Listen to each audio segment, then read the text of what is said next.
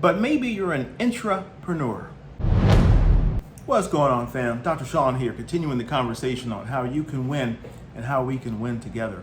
The question regarding intrapreneurship came up about a week ago. Today I was discussing some growth goals with my son, and then Sean Jr. floats this term intrapreneurship in the middle of a sentence, and it was very clear that he was deliberate when he said intrapreneurship. I'd never heard of that before. I didn't think to stop him at the time. I just listened to everything he said, and then later on I thought, and I asked him, hey, you mentioned this idea of intrapreneurship. So he's like 22 now, and I wanted to get his take on this term that I had never heard of that was so seemingly native to him. And so he gave me his definition as somebody who's employed in, let's say, the tech industry, and maybe they're in there and they develop a new approach, they develop some new technology, some new ideas, and they're able to become, let's say, part owner. And so I thought, wow, that's really novel. I mean, it's a great approach. It's a very novel approach. It sounds like it incorporates some traditional ideas as well as some new ideas. And so I just sat with that idea over the past week, and I thought I would do some research, but it kept bouncing off of my brain really over the week. And so today I thought I would do some research. Maybe I would look at a few videos regarding intrapreneurship, and guess what? I was not easily able to find one. So lo and behold, I thought I would make one. I reviewed several aspects of written literature to find out what's being said about this new term that's been around for, it looks like about 4 or 5 years that we are using it. And here's what we have. I mean, basically, Sean Jr., he described it just as I described it earlier, and that's pretty accurate.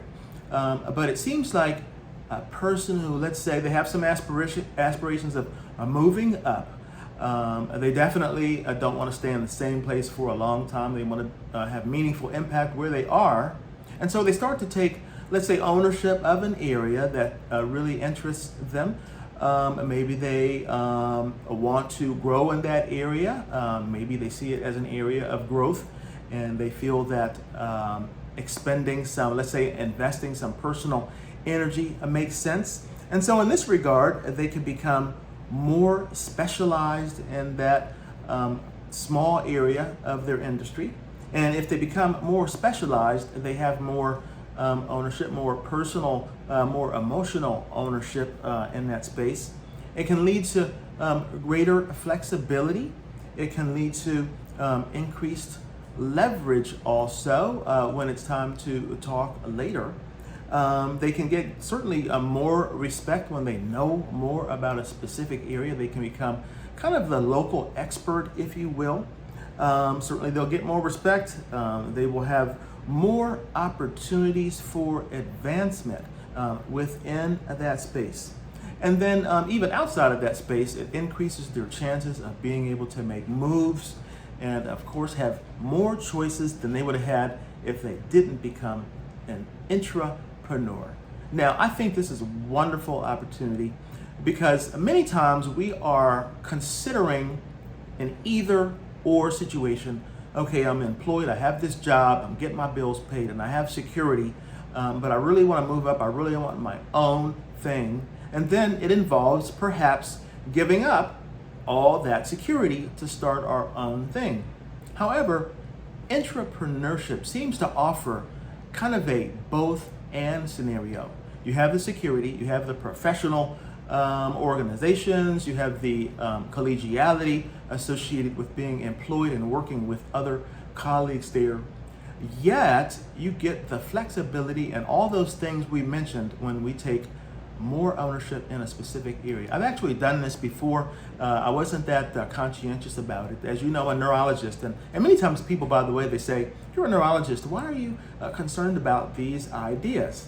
And I'm concerned because people, when they have neurological issues, many times they might have stroke, they might have headache, they have some health condition, and we talk about their medical condition. Invariably, it involves their job, and invariably people start talking about their choices. Most of the times they talk about their choices within the context of a lack of choices. And so either I ignore them or I think about the choices that most of us have.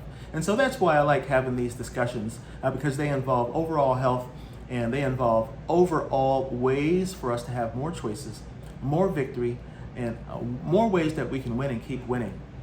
If you feel that somebody in your camp can benefit from this information, please share it with them. And don't forget to like and subscribe to this channel, as I am trying to level up with information that is rich and full of how we can keep winning. Take care, guys.